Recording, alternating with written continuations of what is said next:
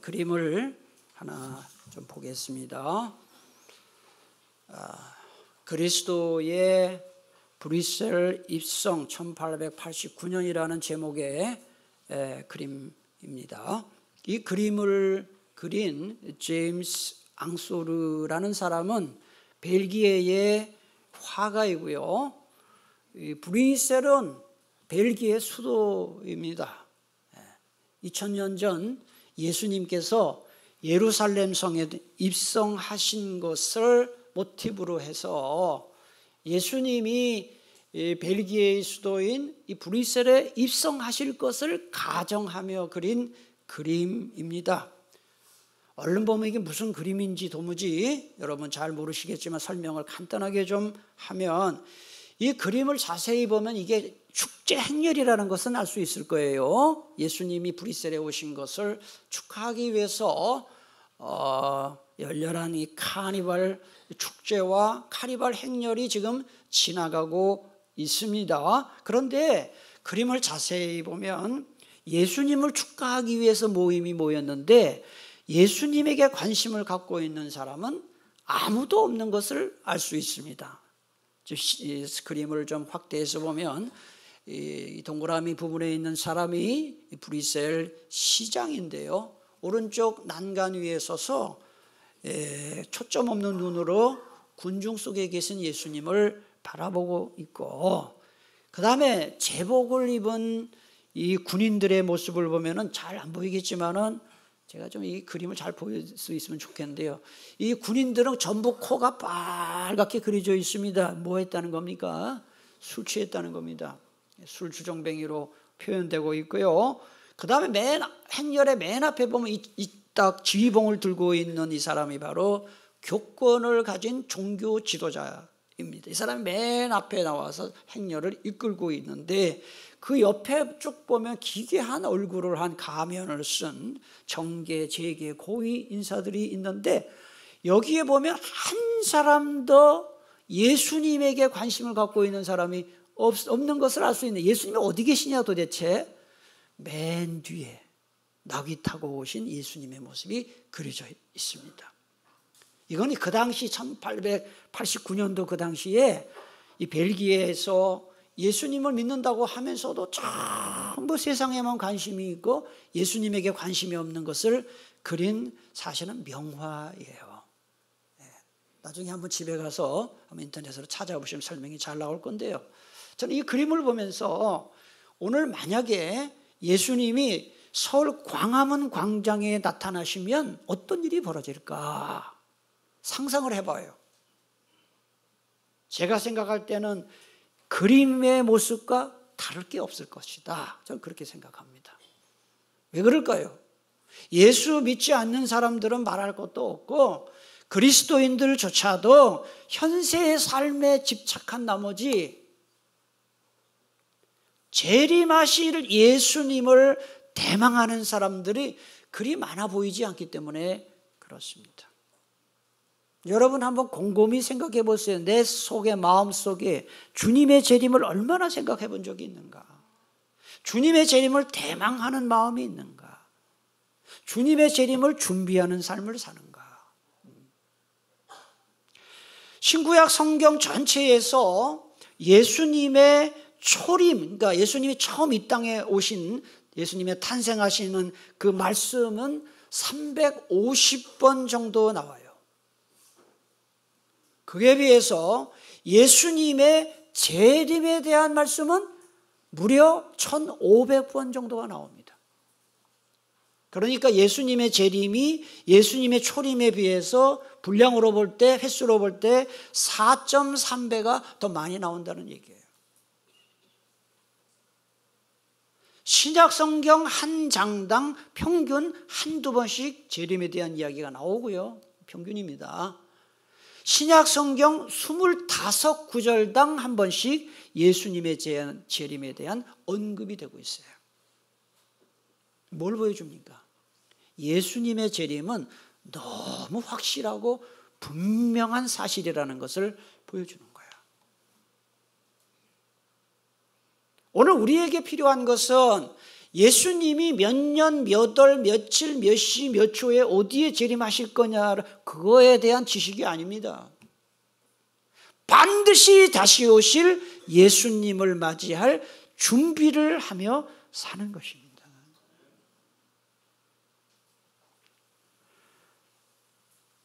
예수님이 언제 오시냐 아무도 몰라요.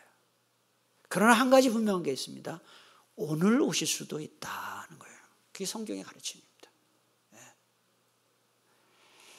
예배 시간마다 우리 모두 사도신경으로 신앙 고백합니다. 오늘 방금 전에도 했습니다. 그 신앙 고백의 내용 가운데 이런 것이 나옵니다. 저리로서 하늘로부터 산자와 죽은 자를 어떻게 한다고요? 심판하러 오시리. 여러분이 고백했어요. 저만 고백한 게 아니에요. 산자와 죽은 자를 심판하러 오시리라는 이 고백은 주님의 재림을 고백하는 거예요. 우리 아무 생각 없이 이런 고백을 하는 거죠. 주님이 반드시 다시 오신다는 이 신앙 고백이 저와 여러분의 진정한 신앙 고백이 될 수 있기를 축복합니다.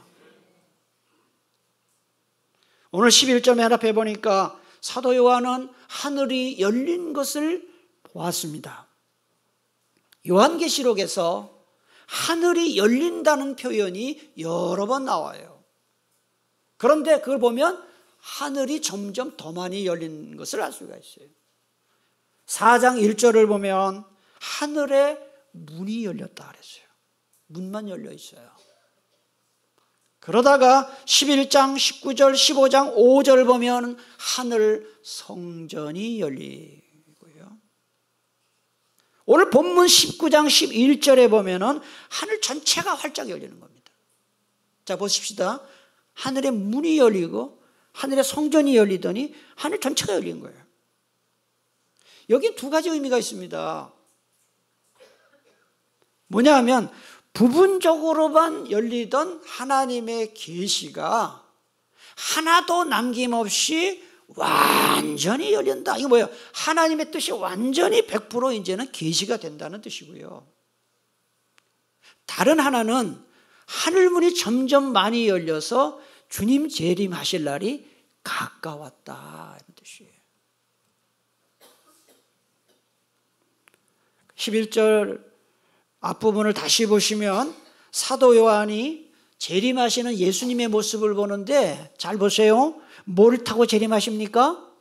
백마를 타고 흰마를 타고 재림하시는 예수님의 모습을 봅니다. 자, 신약 성경을 쫙 읽어보면요, 예수님의 재림에 대한 말씀이 많이 설명이 되어 있는데, 자, 여러분 한번 여러분 성경 지식을 동원해 보세요. 신약 성경 쭉 읽어보면 예수님이 어떻게 재림하신다고 되어 있는지를 잘 생각해 보시면, 자, 오늘은 백마를 타고 오신다 그랬고요. 그 다음에 뭐를 또 타고 오신다는 표현이 있나요? 구름 타고 오신다. 찬양 구름 타시고 나팔 불 때 이런 찬양 있죠. 구름 타고 오신다. 천사들과 함께 오신다. 나팔 소리와 함께 오신다는 그런 설명들이 많이 나와요. 예수님의 재림을 인간의 언어로 정확하게 설명할 수 없기 때문에 성경은 이런 시청각 자료들을 총동원해서 설명을 하는 것인데, 자, 제가 조심스럽게 얘기하겠습니다. 예수님이 정말 구름 타고 오실까? 예수님이 정말 백마를 타고 오실까? 저는 상징적인 표현이다 이렇게 생각합니다. 네. 요한계시록에 나오는 표현들은 대부분이 상징이기 때문에 그렇습니다. 그러면 예수님이 백마를 타고 오신다는 게 무슨 뜻일까요? 여러분, 로마 제국 시대에 전쟁에 나가서 적군을 5,000명 이상 죽인 장군은 개선식을 해줍니다. 개선 장군이 되는 거예요. 그런데 개선 장군이 개선식을 할 때에는 반드시 뭐를 타고 오느냐? 4마리가 이끄는 백마를 타고 들어와요.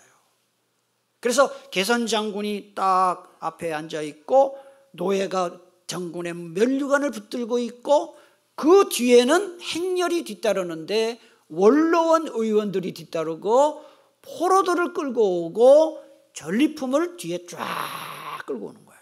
물론 군인들도 따라오죠.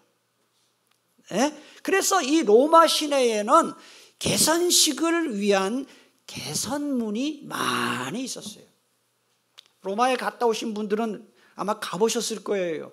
오늘날 남아있는 개선문 중에 가장 대표적인 것이 로마의 10대 황제인 티투스 개선문이 하나 있고요. 그 다음에 로마에 가면 콜로세움이 있습니다. 콜로세움 바로 옆에 있는 것이 바로 44대 로마 황제인 콘스탄티누스 1세의 개선문이 있어요. 개선 장군이 이 개선문을 통과한 거예요. 예, 그래서 이런 개선문을 본따서 만든 것이 프랑스 파리에 있는 개선문이에요. 그것을 본따서 만든 것이 우리나라 서대문에 있는 개선문, 독립문이 있죠. 네. 어쨌든 재림하시는 예수님이 백마를 타고 오신다는 이 성경의 표현은 정말 예수님이 백마를 타고 오신다는, 전 그렇게 해석하기는 좀 어려울 것 같고요. 이건 뭘 보여주느냐? 예수님은 승리자로 오신다, 심판자로 오신다. 할렐루야. 이런 표현입니다, 여러분. 따라합시다. 승리자, 심판자. 그게 바로 백마 타고 오신다는 이미지가 주는 의미예요. 그래서 이 요한계시록에 나오는 것은 대부분이 상징이라는 거 다시 말씀을 드립니다. 자, 근데 백마 타고 오시는 예수님은 혼자 오지 않습니다. 아까 개선장군이 혼자 오지 않았잖아요. 뒤에 행렬을 끌고 왔잖아요. 예수님이 백마 타고 재림하실 때에도 뒤에 행렬이 따르는데 누가 오느냐? 14절에 답이 나와요. 자, 여러분 함께 봉독하겠습니다. 하늘에 있는 군대들이 희고 깨끗한 세마포 옷을 입고 백마를 타고 그를 따르더라. 하늘에 있는 군대가 뒤를 따라온다 그랬어요. 네. 그러면 이 하늘에 있는 군대가 도대체 뭐냐? 그의 복장이 힌트를 줍니다. 복장. 하늘 군대의 복장이 뭐죠? 한번 크게 말해보세요. 희고 깨끗한 세마포 옷이에요. 여러분, 제가 2주인가 3주 전에 설교할 때 희고 깨끗한 세마포 옷을 입은 자들에 대해서 설교를 했는데요. 처음 듣는 것 같습니까? 네, 괜찮습니다. 다 잊어버려도 괜찮습니다. 8절에 보면 앞에 그 위에 보면 8절에 나와요. 그에게 빛나고 깨끗한 세마포 옷을 입도록 허락하셨으니, 그 다음 함께 이 세마포 옷은 성도들의 옳은 행실이로다 그랬어요. 그러니까 희고 깨끗한 세마포 옷을 입었다는 것은 이 사람들은 어린 양의 혼인잔치에 참여하는 구원받은 성도들이구나 하는 것을 알 수가 있어요. 그러니까 재림하시는 예수님의 뒤를 뒤따르는 군대는 성도들이구나. 이 성도들은요 이미 죽은 사람들이에요. 구약시대 죽은 사람들, 신약시대 죽은 사람들, 하나님의 하늘에서 지금 예수님과 함께 있다가 내려오는 거예요. 그게 재림의 모습이에요. 성경 데살로니가 전서 3장 13절에 보니까 이런 말씀이 나와요. 우리 주 예수께서, 그 다음 같이 시작, 그의 모든 성도와 함께 강림하신다, 재림하신다는 거예요. 예수님 혼자 오시지 않아요. 구약시대, 신약시대 죽은 모든 성도들과 함께 재림하신다 그랬어요. 그런데 예수님이 재림하실 때는 성도들과 함께 오시기도 하지만 신약성경 곳곳에 보면 천사들과 함께 온다는 말이 나와요. 자, 마태복음 16장 27절에 보니까 인자가 아버지의 영광으로 누구와 함께 온다랍니까? 그 천사들과 함께 온다 그랬어요. 데살로니가후서 1장 7절 주 예수께서 자기의 능력에 천사들과 함께 오신다 그랬어요. 재림하시는 예수님은 따라서 하늘 군대와 함께 오시는데 그 하늘 군대는 성도들과 누구라고요? 천사들이다 하는 거예요. 근데 여러분, 군대라 그러면 무기가 있어야 될 거 아니에요. 군대가 무기가 있어요, 군대 안에. 근데 오늘 4절에 보면요, 무기 얘기가 하나도 없어요. 하늘 군대가 그냥 희고 깨끗한 세마포 옷을 입고 인다는 말만 있지 무기 얘기가 없어요. 이게 뭘 교훈합니까? 사탄 및 적 그리스도와 싸우는 영적 싸움은 예수님이 혼자 하시고요, 그 승리의 영광에 성도들과 천사들이 참여하는 것이다 하고 이렇게 해석할 수가 있어요. 자, 그러면 백마 타고 오시는 예수님, 재림하시는 예수님이 가장 먼저 하시는 일이 뭘까요? 11절 맨 끝에 보면 답이 나와요. 그가 공의로 뭔다 그랬어요? 심판하며 싸우더라. 예수님이 재림하셔서 가장 먼저 행하시는 일은 심판입니다. 심판. 그런데 심판을 행하시는 예수님의 모습이 12절 앞부분에 나오는데, 거기 보면은 그 눈은, 예수님의 눈은 뭐 같다 그랬습니까? 불꽃 같다 그랬어요. 자, 제가 다시 말씀드리지만 계시록에 나오는 표현들 다 상징입니다. 예수님이 뭐 눈이 불꽃 같다, 이거는 상징입니다. 이건 무슨 뜻일까요? 사람들, 온 세상 사람들과 이 세상 모든 것을 꿰뚫어 보시는 예수님의 통찰력을 의미하는 거예요. 예수님은요, 지금도 각 사람의 생각, 각 사람의 말, 각 사람의 행동을 다 남김없이 다 보고 계셔요. 예수님 앞에서 숨길 수 있는 것은 아무것도 없어요. 그래서 히브리서 4장 13절 보니까 이런 말씀이 나옵니다. 하나님께서는 누가 어디에 가 있든지 그 사람들을 다 알고 계십니다. 여러분 지난주 어디 갔다 오셨는지 하나님 다 보고 다 알고 계셔요. 뭐인지 다 알아요. 뭐 그런 분 한 번도 없겠지만 이상한 데 가서 이상한 거 다 알고 계셔요. 살아계신 우리 하나님 앞에서는 모든 것이 다 벌거숭이로 드러나게 마련입니다. 하나님 눈앞에 숨겨질 수 있는 피조물이란 하나도 없습니다. 그러므로 언젠가는 우리도 우리 자신이 행한 모든 일들을 하나님 앞에서 낱낱이 설명하지 않으면 안 됩니다. 여러분 최후 심판 때만 그런 게 아니에요. 지난 주간에도 그랬고 지금도 그렇고, 우리 예수님은 우리의 모든 생각, 우리의 모든 말, 우리의 모든 행동을 다 지켜보고 계시고 다 알고 계시는 거예요. 가끔 설교의 은혜를 잘 받는 어떤 분이 저에게 그런 이야기를 하는 것을 저는 여러 번 들었어요. 목사님 설교를 듣다 보면 목사님이 마치 지난 한 주간 제 뒷조사를 다 하고 설교하는 것 같아요. 그래요. 제가 어떻게 뭐 뒷조사를 해요? 제가 무슨 뭐 한두 명도 아니고 무슨 뭐 탐정도 아니고 뭐 용역도 아니고 뭔 뒷조사를 하겠어요. 근데 하여튼 설교를, 그게 무슨 뜻인가요? 그 설교를 듣는데 아니 내가 한 걸 어떻게 다 알고 그렇게 딱 설교를 하시느냐. 제가 능력 있어 그런 게 아니고요. 여러분, 하나님의 말씀은 말이죠, 예수님의 말씀이거든요. 다 보고 계시는 거예요. 다. 이렇게 설교 말씀을 들을 때 내 뒷조사한 것처럼 나의 삶을 전부 보고 계시고 했다. 이건 나에게 주시는 말씀이다라고 생각하며 설교 듣는 사람은 진짜 설교를 잘 듣는 사람이고 은혜 받는 사람이고 말씀으로 변화되는 사람이에요.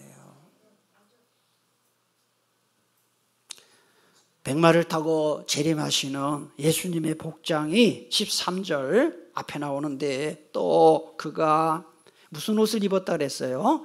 피 뿌린 옷을 입었다 그랬어요.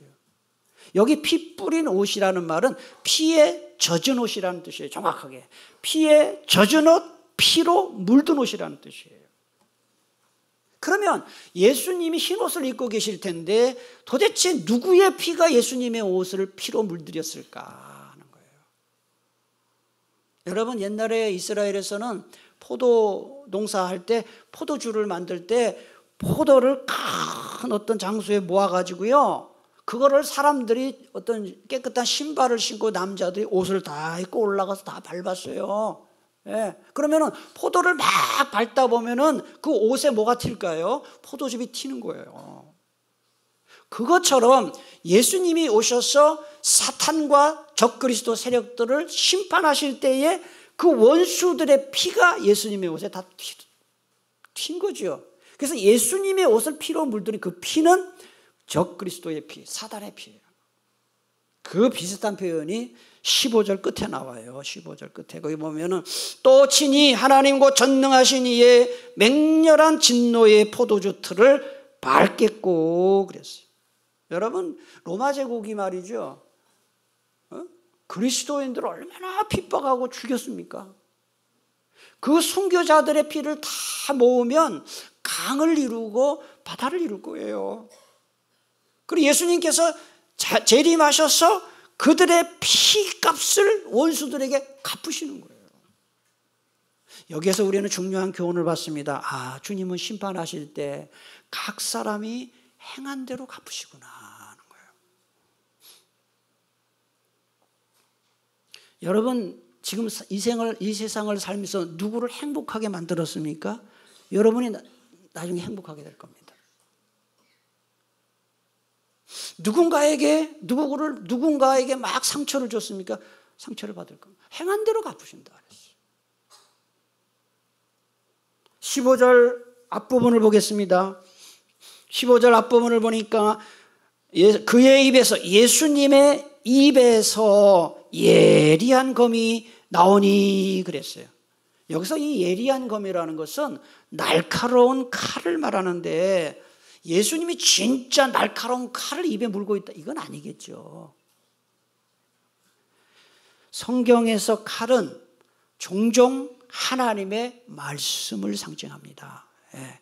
자, 히브리서 4장 12절을 보니까 성경은 성경으로 풀어야 안전합니다. 하나님의 말씀은 살아있고 활동력이 있어서 양쪽에 날이 선 그 어떤 뭐라고 나와요? 칼보다 더 날카롭습니다. 그래서 혼과 영과 관절과 골수를 쪼개고 사람의 마음속에 품은 생각과 뜻을 알아냅니다. 그랬어요. 여러분 설교 듣다 보면 성경 읽다 보면 큐티를 하다 보면 갑자기 마음에 막 이 양심의 가책을 주는 말씀이 나오잖아요. 하나님의 말씀이 칼과 같다. 우리 예수님께서는 말씀으로 일하시거든요. 여러분 대통령이 말이죠. 대통령이 나라를 통치하는데 말로 합니다. 말로. 대통령이 직접 와가지고 뭐 그렇게 하는 게 아니라 장관에게 지시를 합니다. 총리에게 지시를 합니다. 이스라엘이 하마스하고 전쟁을 하고 헤즈볼라와 전쟁을 하는데 그 네타냐후 대통령이 말로 하는 겁니다. 발사, 미사일 발사, 공격 말로 하는 겁니다.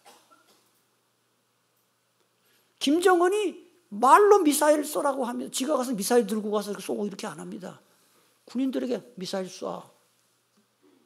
이 세상의 모든 통치는 다 말로 이루어지는 거예요. 마찬가지로 우리 주님도 말씀으로 세상을 창조하셨고요. 지금도 말씀으로 세상을 통치하시고요. 다시 오셔서 말씀으로 세상을 심판하실 거예요. 그러므로 주님 말씀에 순종하는 자만이 주님의 은혜와 복을 받을 수 있음을 믿으시기를 바랍니다. 15절 중간에 보니까 친히 그들을 철장으로 다스리며 그랬어요. 여기서 이 철장이라는 것은 쇠몽둥이, 쇠지팡이를 말하는 거예요. 네. 다스린다는 것은 원뜻은 양을 친다는 뜻이에요. 여러분 양치는 목자들이 좀 우리가 오해를 해요. 양치는 목자가 지팡이만 들고 다니는 게 아니에요. 지팡이 이렇게 끝에 이렇게 휘어있는 지팡이, 나무 지팡이를 가지고 양들이 다른 방향으로 가면은 목에 콱 끼어가지고 와 하고 끌고 와요. 반려견의 목줄을 하듯이 그런 식으로 해요. 또 하나는 뭐냐? 쇠지팡이에요. 쇠지팡이 쇠막대기를 갖고 다니다가 맹수들이 해치려고 할 때 맹수들을 쫓거나 맹수들을 죽이는 거예요. 예수님이 철장으로 다스리는 것은 재림하셔서 심판하실 때 긍휼과 자비가 없는 공의의 심판만 있다 하는 거예요. 회개할 기회를 이미 충분히 주셨는데 회개하지 않기 때문에 심판받는 것이기 때문에. 그래서 여러분 인생을 살다가 막 고난을 당하고 우환을 당할 때는 내가 하나님 앞에 회개할 것이 없나 하고 봐야 되는 거예요. 그래서 다시 회개할 때 하나님께서 은혜를 베푸시는 거죠. 자, 이제 마지막으로 본문에 보면 예수님 재림하시는 주님의 이름이 4개가 나와요. 간단하게 살펴보겠습니다. 자, 혹시 펜 갖고 오신 분들은 그 4개 이름 하나하나에 1, 2, 3, 4번을 매기면 좋을 것 같아요. 첫째 이름이 11절에 나오는데 11절 중간 부분에 그 이름은 예수님, 재림하시는 예수님의 이름은 뭐와 뭐라 그랬습니까? 충신과 진실이라 그랬어요. 네? 여기서 이 충신이라는 말은 신실한, 충성스러운이라는 뜻이고, 진실이라는 것은 진실한, 정직한이라는 뜻이에요. 그래서 이 충신과 진실을 합쳐놓은 단어가 뭐냐 하면 구약 히브리어의 아멘이에요. 아멘. 그래서 이사야 65장 15절에 보니까 하나님의 이름도 아멘이고, 그 다음에 예수님의 이름, 계시록 3장 14절에 보면 예수님의 이름도 아멘이에요. 그러니까 우리 주님 뭐예요? 말씀하신 것을 반드시 지키시는 분이다, 이런 뜻이에요. 충신과 진실은 그런 뜻입니다. 그런데 여러분, 사탄의 뜻이 뭔지 아세요? 사탄의 뜻은 거짓말하는 자, 속이는 자라는 뜻이에요. 그래서 신앙생활을 아무리 오래 하고 교회 열심히 다녀도 말만 하면 거짓말하고 남 속이고 마귀의 자녀예요. 진정한 그리스도인은 진실한 정직한 말을 하고 약속을 잘 지키는 사람이 진정한 그리스도인이에요. 거짓말하지 마세요. 거짓말. 둘째 이름은, 예수님의 재림하시는 둘째 이름이 12절 하반절에 나오는데요, 또 이름 쓴 것 하나가 있으니 뭐라고 했어요? 주님밖에는 아는 자가 없다 그랬어요. 주님만 아시는 이름이 있다. 이게 무슨 뜻인지 아십니까? 우리가 성경을 통해서 예수님을 안다고 하지만 그 지식에는 한계가 있다, 그걸 알아라 이 말이에요. 주님만 아시는 이름이 있다는 것은 우리가 예수님 아는 데는 한계가 있다 하는 거예요. 제가 신학교 가서 3년 동안 신학 공부하고, 그 다음에 강도사고시 치르고, 목사고시 치르고, 목사 안수 받고, 지금까지 제가 신학교 89년에 들어갔으니까요, 35년을 성경을 연구를 했어요. 35년을 설교를 했어요. 그런데 성경의 10분의 1도 몰라요. 10분의 1, 100분의 1도 몰라요. 설교를 이제 담임 목회하고 설교를 거의 30년을 하니까 이제 조금 알아요. 성경을. 뭐 겸손의 말이 아니에요. 제가 무슨 얘기 하는지 아세요? 이렇게 오랜 세월 성경을 읽고 설교를 하는 저도 성경을 완전히 이해하기가 힘든데, 어떤 사람은 자기가 예수님 다 아는 것처럼 얘기를 해요. 성경에 나오지도 않는 이야기를 막 떠들어대요. 뭐 천국에 갔더니 뭐가 어떻게 생겼고, 지옥에 가봤더니 환상 중에 가봤더니, 아유 내 속은 니 잘났다. 아니 성경도 모르는 주제에 무슨 천국 가고 지옥 가고 뭐 예수님이 어떻고. 여러분, 하나님과 예수님 앞에, 말씀 앞에 겸손하시기 바랍니다. 우리는 알 수 없어요. 우리의 지식은 한계가 있어요. 겸손한 마음으로 말씀을 대해야 돼요. 재림하시는 주님의 셋째 이름은 하나님의 말씀. 13절 중간에 보면 그 이름은 하나님의 말씀이라 칭하더라. 예수님이 이름이 말씀이에요. 말씀. 자, 이 어렵죠? 근데 요한복음 1장 1절 14절 한번 봅시다.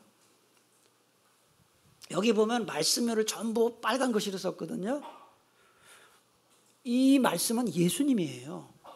그래서 여러분들이 한번 읽는데 말씀 대신에 예수님이라고 읽으면 정확해요. 왜? 하나님의 말씀이 예수님이라고 했으니까. 같이 한번 무슨 뜻인지 아시죠? 말씀 대신에 누구라고요? 예수님이라고 읽어보시라고요. 한번 읽겠습니다. 시작. 태초에 예수님이 계시니라. 이 예수님이 하나님과 함께 계셨으니 이 예수님은 곧 하나님이시니라. 예수님이 육신이 되어 우리 가운데 거하시매 우리가 그의 영광을 보니 아버지의 독생자의 영광이요 은혜와 진리가 충만하더라. 아멘. 말이 됩니까 안 됩니까? 되잖아요. 성경은 성경으로 풀어야 되는 거예요. 예수님은 지금부터 2000년 전에 오신 게 아니고 태초에 하나님과 함께 세상을 창조하신 분이에요. 이 말씀이 육신이 되었, 예수님이 육신으로 이 세상에 오셔서 우리에게 구원을 주시고 영생을 주신 거예요. 그러므로 그리스도인들은 어떤 환경과 상황 가운데서도 주님의 말씀을 붙잡고 살아야 순종하는 삶, 은혜 받는 삶, 복 받는 삶을 살 수가 있는 거예요. 뭘 붙들고 살라고요? 말씀 붙들고 살라고. 말씀을 읽어야 예수님을 만날 수 있고 말씀을 읽어야 예수님을 이해할 수 있고 설교 말씀을 들어야 예수님의 음성을 들을 수가 있는 거예요. 말씀이 중요한 거예요. 말씀이 예수님이에요. 그래서 제가 얘기하잖아요. 성경 말씀을 가까이 하는 만큼 예수님과 가까워지고요. 성경 말씀을 멀리 하는 만큼 예수님과 멀어지는 거예요. 그래서 제가 성경을 강조하는 거예요. 자, 마지막입니다. 예수님의 재림하시는 예수님의 마지막 이름이 16절에 나와요. 자, 여러분 마지막이라 그러면 되게 신나죠, 그죠? 네, 아 드디어 끝이구나 이제.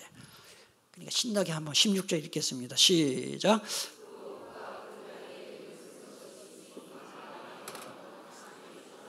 여기 보니까 그 옷과 다리에라는 말이 나오는데 이 그리스 이 문법으로 보면 이거는 다리까지 흘러내린 옷에라는 뜻이에요. 설명하는 말이에요. 다리까지 흘러내린 옷에 예수님의.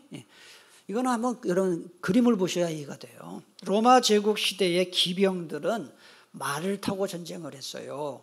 그러니까 기병이 딱 말을 타고 있으면은요, 그 옷이 넓적다리까지 쫙 내려오거든요. 그래서 기병이 말 탈 때 가장 잘 보이는 곳이 이 넓적다리 부분이 옷이 잘 보였다고 해요.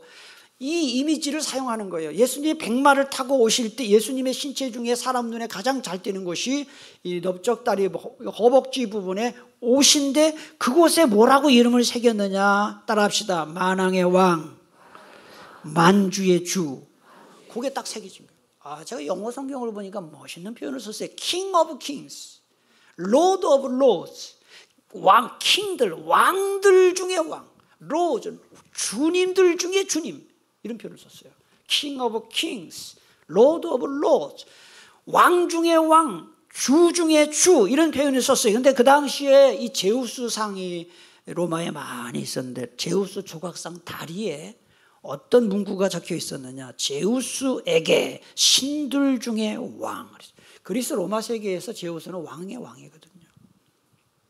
그래서 오늘 재림하시는 예수님의 용모를 설명하는 12절 중간에 보면 예수님의 머리에 많은 관들이 있다는 표현이 나와요. 여기서 이 관은 왕관을 말하는 거예요. 자, 말씀 맺겠습니다. 이 세상에 많은 황제, 왕, 대통령, 총리들이 엄청난 권력을 손에 쥐고 세상을 쥐락펴락했지요. 지금도 그렇습니다. 그러나 여러분, 영원히 온 세상을 통치하고 다스리시는 진정한 왕은 예수님 한 분밖에 없습니다. 인류 역사가 시작된 이래 지금까지 얼마나 많은 권력자들이 날아가는 새도 떨어뜨릴 수 있는 권력을 자랑했습니까? 그러나 그들이 권력에서 내려온 다음에는 어떤 일이 벌어졌나요? 암살을 당하거나 감옥에 갇히거나 자살을 하거나 탄핵을 당하는 수모를 겪은 거 여러분 다 보셨잖아요. 영원토록 변함없이 온 세상을 다스리시는 킹 오브 킹, 로드 오브 로드, 왕 중의 왕, 주 중의 주는 예수 그리스도밖에 없다는 거예요. 그래서 우리는 주님을 마음에 모시고 살아야 된다. 디모데전서 6장 15절 말씀 한번 읽고 말씀 맺겠습니다. 같이 읽겠습니다. 하나님은 복되시고 유일하신 주권자이시며 만왕의 왕이시며 만주의 주시오. 아멘. 기도하겠습니다. 오늘 주신 말씀 우리가 생각하면서 우리가 매주 신앙 고백을 하면서도 예수님의 재림을 전혀 생각하지도 않고 준비하지도 않고 사모하는 마음도 없이 살고 있지 않을 생각하면서 하나님 아버지 예수님의 재림을 확신하는 믿음을 주시고 예수님의 재림을 사모하는 믿음을 주시고 예수님의 재림을 준비하며 사는 믿음을 갖게 해 주시옵소서. 이런 기도합시다. 불꽃 같은 눈동자로 우리의 모든 것을